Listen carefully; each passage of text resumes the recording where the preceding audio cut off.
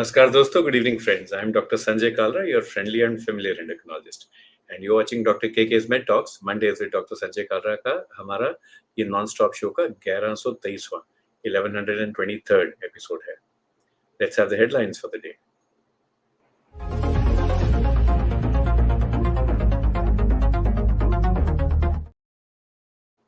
Now, the American administration has planned a 5-year pilot program starting from next year to allow Medicare and Medicaid plans to cover weight loss GLP-1 receptor analogs along with lifestyle programs for reimbursement for obesity management. And this is a major shift. ये वहाँ की रणनीति में major shift है और ये समझा जा रहा है कि अब अमेरिकन एडमिनिस्ट्रेशन समझती है कि ओबेसिटी एक बहुत बड़ी बीमारी है जिसका इकोनॉमिक लॉस भी होता है, जिसकी वजह से इकोनॉमिक कॉन्सिक्वेंस भी होता है. The experimental drug amycretin, ये नई दवा है, अभी स्टडीज चल रही हैं. Amycretin has demonstrated up to 24.3% weight reduction in early trials. इसका एक हफ्ते में एक बार वाला टीका भी है और ओरल दवा भी है, खाने वाली गोली पे. And this outperforms current GLP-1 receptor analogs. Another once daily oral small molecule GLP-1 RA, orforglipron. Orforglipron इसका नाम है. This has produced around 8% weight loss in phase 3 trials, rivaling injectables like semaglutide. And then there are other studies going on. The oral NLRP3 inflammasome inhibitor, इसका experimental नाम है BGE102. This has induced about 15% weight loss in animal models, and it has additive effects when combined with semaglutide. So the phase of giving combination anti-obesity drugs also will come in soon. And a new study highlights how precision nutrition tailored to an individual's gut microbiome profile can enhance weight loss and lipid metabolism. So with this news, let's go to our topic for today.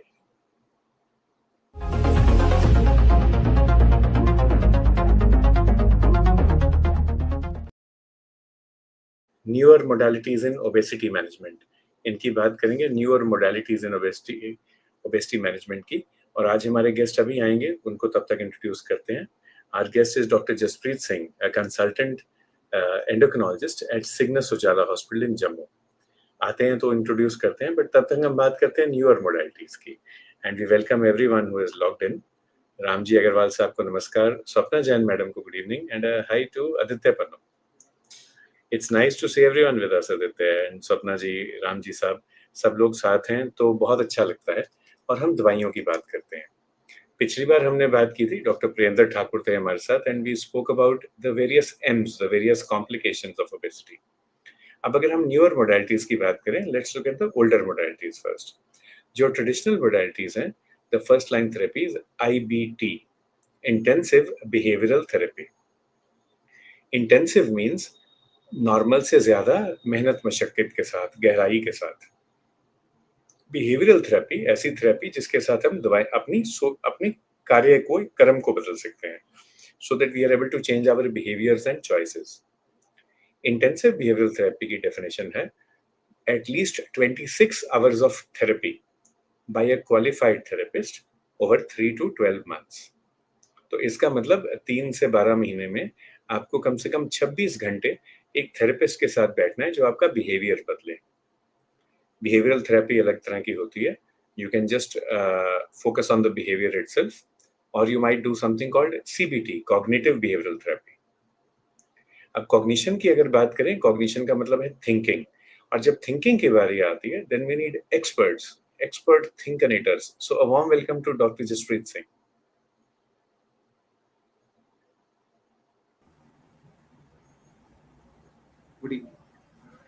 Good evening, Dr. Jaspreet. It's like, when the going gets tough, then Superman comes to save you. So we have Dr. Jaspreet Singh with us. Allow us to introduce you, Dr. Jaspreet, to everyone. Dr. Jaspreet is a highly qualified endocrinologist. He currently serves as consultant in the Department of Endocrinology at Ujala Cygnus Hospital, JK Medicity, Jammu.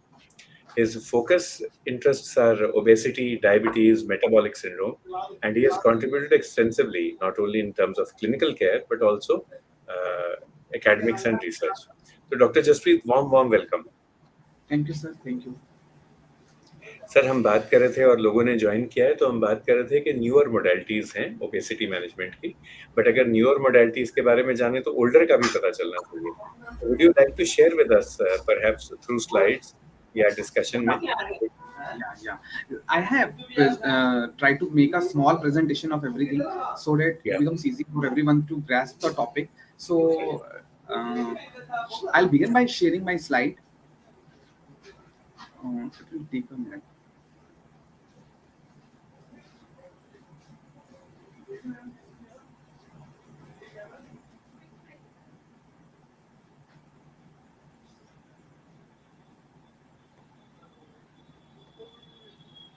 and we have Sriyan with us backstage. Sriyan can also help us and it's nice to see. जैसे मैं भी अब देखता हूँ गाने लोग गाते हैं और फिर आता है बिहाइंड द सीन्स, जब गाना बन रहा था तो कैसे बन रहा था, और लोग इंस्टाग्राम रील्स डालते हैं और फिर how they made the reel वो भी डालते हैं। तो इस तरह Shriyan, can you help us Sure, sir. get the Sure, slide? definitely.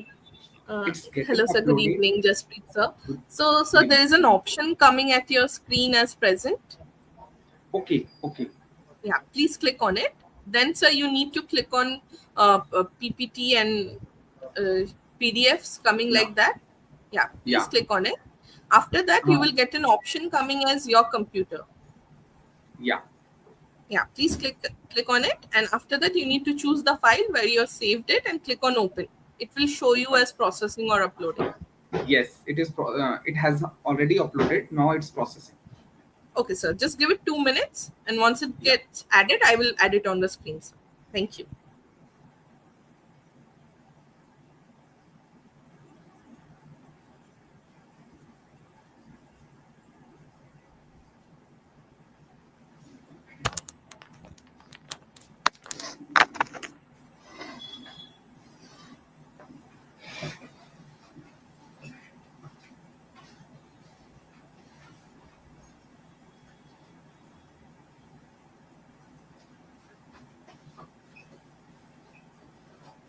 I think it's uploaded now.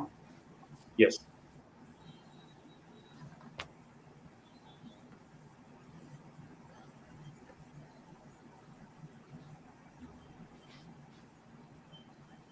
Is it visible? Yes, carry on. Shall I begin? Mhm. Yeah. Thank you, everyone. So, what I want to tell you is, Dr. Kalra has already set the stage for obesity. So, it is a state of excess adipose tissue mass. And obesity is a disease as well as a risk factor for the cardiometabolic diseases. So, it's not only a risk factor, it is a separate disease itself. And nowadays, we use a definition like ABCD for this, which is adiposity based chronic disease. uh, because most of the patient we are seeing, what happens to them that even after some lifestyle management or surgery or medical management, weight reoccurs, and short term management don't change the underlying biology, or it's not like if you take steps measures to overcome this disease for some time, it gives you a way to overcome this disease. But once you revert back to your previous lifestyle, all of the things comes back. So be it your lifestyle measures, be it bariatric surgery, be it medical management, after some time we see a relapse of this disease if we fail to maintain that therapy. So obviously, uh, obesity looks like it's just an imbalance between the intake and the output. So intake is what we are energy we are taking, which is the fuel, and what all energy output is the engine, what the body does, what exercise we do, it is the output. So in smaller words, it looks like as a mismatch between energy balance, but it is more to this. Apart from this, we have, for the energy intake, we have three centers, and we have a three types of eating. One is homostatic eating, one's which is the need based eating, when we have some starvation, When we feel less of energy, we require some energy, and to maintain that energy, we eat. Then there is other thing which is known as eating. Hedonic eating is eating for pleasure. So this is related to a society a patient is brought up. Then it depends upon the various advertisements, and this eating is not necessary eating. It is just for pleasure, because once we eat our favorite substance, it gives us a feeling of pleasure. Both the eating for hunger, which is the homeostatic eating, or the hedonic eating, is managed by various centers at the hypothalamus. Then there is known as executive functions. Executive functions were done by prefrontal cortex. In executive functions, what happens, we start eating, but when to stop eating. So this thing will be decided by the prefrontal cortex, which gives us signal that it is enough now, you need to stop eating, and all these things. And even as pointed by Dr. Kalra sir, behavior interventions work at the level of prefrontal cortex, so it acts at the level of executive function of the brain. And if I look out on the causes, so um, because obesity is a cause itself of many disease, and it is a disease itself. So all these factors are dependent on many other factors. So most common being the genetic factors. Then we have epigenetic factors, hormonal imbalance, we have biological factors, then we have the socioeconomic status, psychological factors, and even some medications also. And if I talk about the global prevalence of obesity, almost 988 million people are living with obesity. And the most prevalent country is US, followed by China, and followed by India. As per latest ICMR data, 254 million adults have a general obesity in our population, and 351 million adults have an abdominal obesity. And if I talk about highest prevalence states in our country, so very high prevalence is seen in Kerala, Punjab, Delhi, Tamil Nadu. So these are the most highly prevalent state as per latest social welfare data present in India.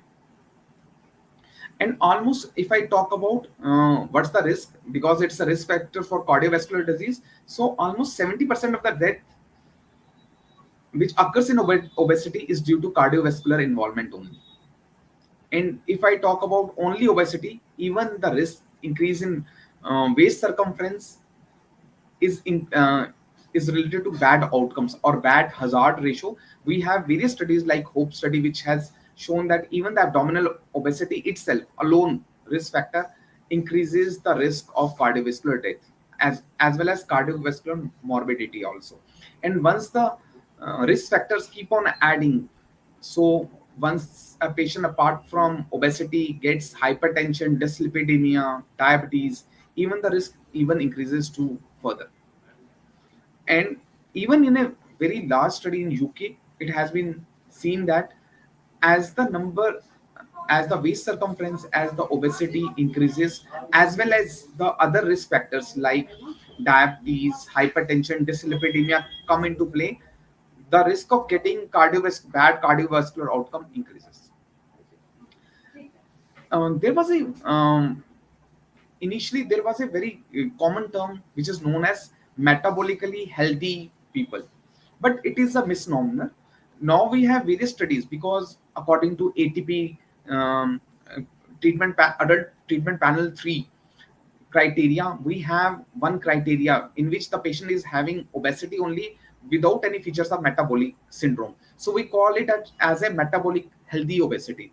So even in these patients who are having only obesity without any metabolic syndrome features, even in these patients also there is a higher risk of cardiovascular death, as well as higher risk of heart failure. So almost 65% increase in heart failure as compared to those patients who are healthy patients. And if I talk about those patients who are metabolically unhealthy, they have even 2 times more cardiovascular diseases risk. And if I talk about the impact of obesity, be it it begins with from metabolic um, derangements like CVD, heart failure, diabetes, pre-diabetes, pulmonary hypertension, and other things. Apart from metabolic problems, the patient is facing mechanical problems in the form of osteoarthritis. Even the chances of urinary incontinence increases. Then obesity has been, if you tell as a risk factor, almost 4 to 5% contribution for all the cancers is because of obesity. And we have some cancers which are well known to be associated with obesity. Then it also impairs the physical functioning of the patient, and at the same time we have other metabolic problems like NAFLD, gallstones, even asthma is related to obesity. And if I talk about all the complications related to obesity, there are almost 229 plus complications which are directly related with obesity itself. Now, now coming on to one more common misconception, like most of the obese people think that managing weight is his own responsibility. This is Action India study recently conducted. So in this, it has been seen that most of the patient blame themselves for their improper weight. Actually, when they try to ask various healthcare physicians, they they they believe that only 11% of the even healthcare physicians also believe that it was because of the patient's issue, whereas 89% majority of the healthcare physicians believe that it is because of the disease itself. And second thing, at the level of healthcare physician, there is also a misconception that patient is not interested in losing weight. But if you tell them in a conversation what are the various risks of obesity, what all diseases he can get because of obesity, or if you are able to manage obesity, most of his chronic diseases like hypertension, diabetes will be controlled. So most of the patient accepts this treatment and help and show a great enthusiasm in managing obesity. Now coming to the directly to the management of obesity, we know it begins with diet. We have various criteria of calories, how much to be taken, so that for the regular requirements. So a very easy way which all the doctors or all the guidelines recommend, that you give a calorie deficit of 500 kilocalories per day, so that you get a 1 pound weight loss or around 0.5 kg weight loss in a week. Apart from this, if I talk about apart from diet, the other thing is exercise. But the main role, I'll say that almost 80% of the role is of diet only, and 20% of the role belongs to exercise. Exercise has a very good role in maintenance of weight loss. And if I come back to diet, the carbohydrate content ideally, like what proportion should be, almost 50 to 60% we say that it should be carbohydrate, and it has to be reduced by 10 to 15% in those patients who are opting to lose weight. Then coming on to protein, we'll say that around 1 gram per kg body weight or 1.2 gram per kg body weight is the requirement of most the adults. In this, there is one dilemma, that if one patient is around 130 kg, so what is the protein requirement? So it is according to the ideal weight. So if a patient opts to attain a weight of 80 kg, so we'll give protein according to the aimed weight, not the current weight. Then as we know, fats almost will say that ideally we say that it should be 20 to 25% of the daily calorie requirement, and we should restrict it to less than 7%. And we should ensure that other micronutrients and vitamins should be taken in abundance. If I talk about exercise, exercise has a major role in um, conversion of white adipose tissue to brown adipose tissue, known as fat browning. So exercise has some other advantages. Most of the weight loss is contributed to diet, but exercise helps in reducing that fat which is very difficult to lose, like the visceral fat. At the same time, exercise also causes this conversion of white adipose tissue to brown adipose tissue, and by this transformation, it it also helps in weight loss. And the third thing, for the maintenance of weight loss, exercise has a major role. Moreover, along with lifestyle diseases, if one exercise regularly, it gives help. It gives some more benefits for management of chronic disease as well. Now comes the behavioral therapy. In behavioral therapy, we have it different sessions with the patient depending upon the cognitive behavioral therapy. There we discuss about how to self monitor the food intake, their physical activity as well as weight. We tell them about slower eating, other methods, stimulus control. And behavioral therapy is one thing which has been shown that even somebody loses their target because of diet, or not able to achieve their target because of diet and exercise, once a patient is put on behavioral therapy properly, proper sessions with those people who are expert in this, it helps in reducing weight drastically. But one thing which is very common to all these modification, be it lifestyle modifications or exercises, we have now studies in which only lifestyle modifications have been taken, like look ahead study, diabetes prevention program. But once these patients were follow up for a long time, it has been seen that after some time, losing weight becomes difficult, and there is stagnation or plateau in losing weight. This is because of the hormonal adaptations which take place in the body. At the same time, we have our energy requirements also decreases, because once one loses weight, even the muscle loss is there, and lean body mass also decreases. As a result of this, BMR, basal metabolic rate, also decreases. Because of all these factors, what happens is this, like the requirement, energy requirement reduces drastically. As a result, once a patient begin with all these management, he see very good results. After some times, there is stagnation of all these results. And I'll say that losing and maintaining weight loss with diet and exercise, it is a chronic struggle. Why some people need a pharmacotherapy is because it is a progressive disease, and we have a complex interaction between inherited genes and environment. And sometimes the weight loss which is achieved with diet and physical activity as well as behavioral modification is limited, and sometimes it is very much difficult for the patient. We have seen some patients, specifically from PCOS, who comes to our clinic, who have done very nicely uh, on diet, exercise. After 4 or 5 months, there is a stagnation of all the results. You tried counseling them, but you will see a depression or other things coming in their way, which is hampering the results. At in that is why in some patients we also advocate pharmacotherapy, and it is not a one plate choice for all.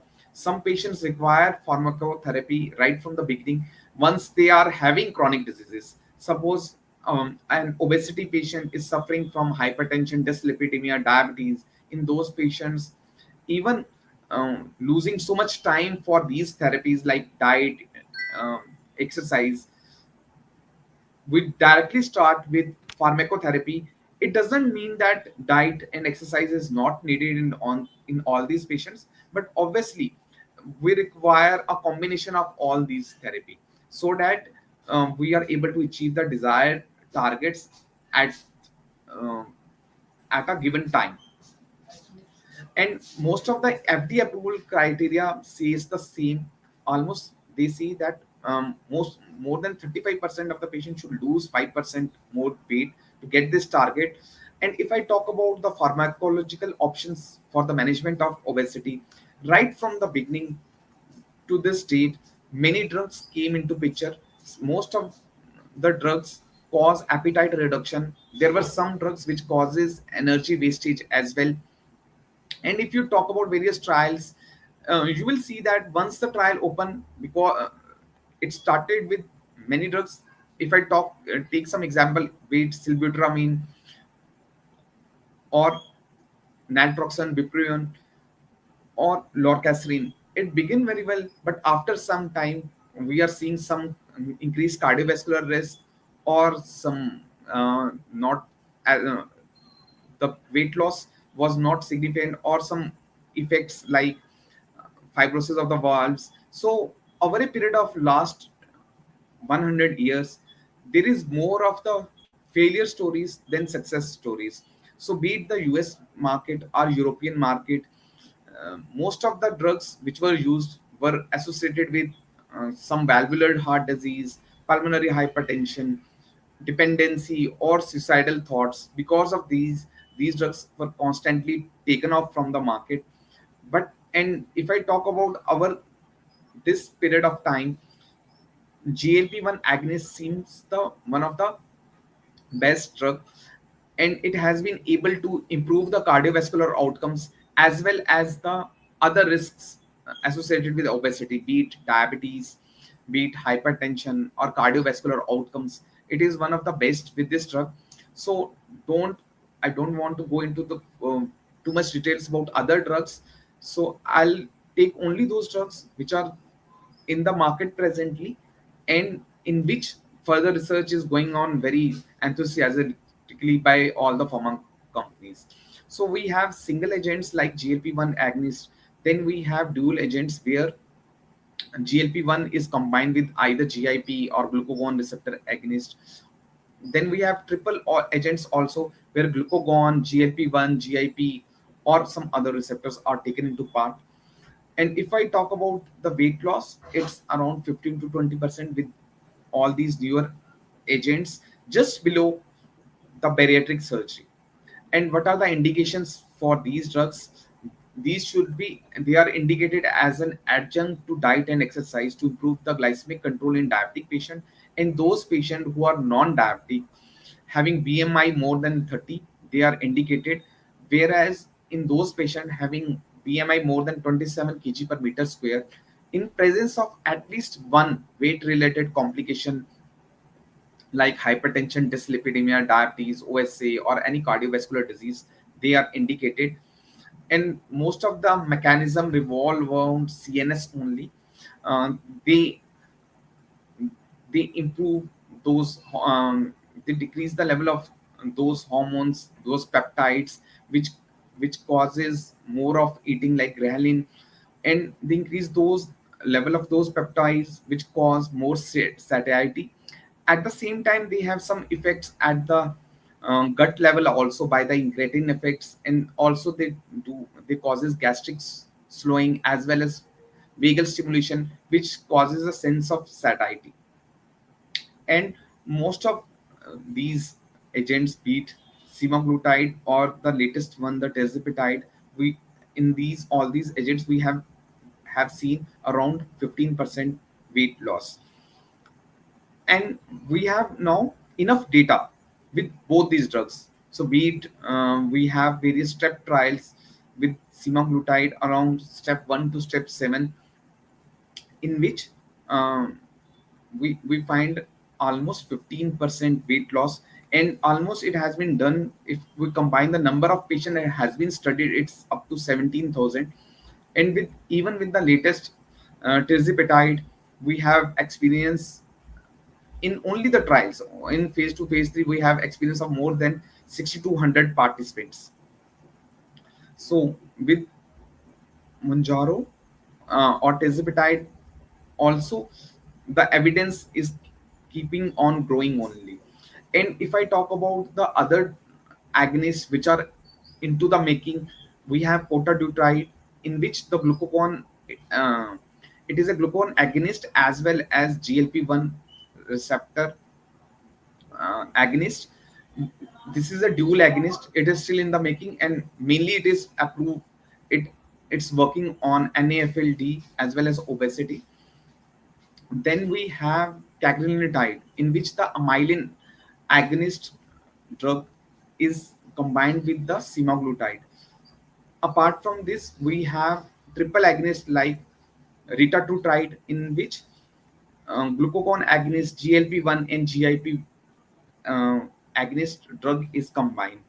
And once one or two drugs are combined, one or two hormones, incretin hormones are combined, or on the top of, if we are getting a glucagon agonist also, because glucagon has some properties of increasing energy expenditure. So even a better weight loss and better cardiac protection as well as resolution of NFLD, we can opt in these with these drugs. When I'm talking of benefits, so comes the adverse reactions also. So most of the adverse reactions are limited to the gastrointestinal tract and consist of nausea, constipation, diarrhea, vomiting. Apart from this, uh, these drugs should be used in all in the patients with by clearly seeing if a patient has a history of medullary thyroid cancer or any history of pancreatitis. So it's not one fit drug for all the patients. So you should obviously, when you're starting this drug, you just tell the patient that most of its side effects are gastrointestinal, and take proper measures before going for these drugs. So you should try to keep it only, uh, you can you can try to start these drugs only in those patients which is where it is clearly indicated having BMI more than 27 with comorbidity, or BMI more than 30. And at the same time, you should look for these like history of pancreatitis, and avoid these drugs with pregnancy, lactation, because nowadays we are seeing very many PCOS women also. But if somebody is planning for pregnancy or lactation, these drugs should be stopped 1 month below. And obviously you instruct this patient, you should take a small portion of meals, eat very slowly, and you should not lie down. And obviously at the same time, you tell them that remain in contact if they are feeling all any side effect or any abdominal pain, increased vomiting, they just contact the doctor. At the same time, they just should see how much meal they are taking. So they should avoid a very uh, like a bolus eating of food or a binge eating. At the same time, they should take a very low fat diet and more water rich food. And sometimes when the nausea and other things are very much, you just tell them to take a ginger tea and a light exercise in the morning or in the evening. But one thing with all these drugs also, what happens once these drugs are taper off, it has been seen that there is again recoming of body weight. So be it step one in extension trial, or we have trials with Manjaro also. Once these drugs are stopped, so we have step one extension and Surmount 4 trial, which have seen that there is regaining of weight. So obviously we should tell the patient regarding all these things, because most of the effects also, like the benefits also, try to wane off over a period of 4 to 5 years when these drugs are also stopped. And obviously we have one more component which will be taken somewhere next time, which is the surgery, which is indicated in adults having BMI more than 37 kg per meter square, or those patients having BMI more than 32.5 in presence with some comorbidity. But I'll say that over a period of time, the difference between bariatric surgery and diet has been filled very nicely by the medical therapy. And we have so many dual agonists as well as triple agonists which are in the making in over a period of 1 to 2 years, like calgrisma, retatrutide are already in the pipelines. Phase 2 trials have been done, phase 3 trials are going on, and even more from other companies. You will see the metabolic whole drug market is growing very nicely.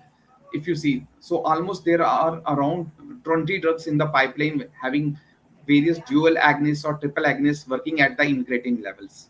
So I'll come to the summary of my slide. So obesity is one of the actual pandemic of this century, and energy balance is not very much so simple that you have to just take uh, control of intake and output only. It has many central as well as peripheral peer. Obesity is a disease. It should not be a stigmatized. It is just a adiposity ABCD formula, that is adiposity based chronic disease. And nowadays I'll say that in pharmacotherapy, gut based molecules are the future leaders in this management, and it requires a comprehensive multidisciplinary management. That's from my side. Thank you.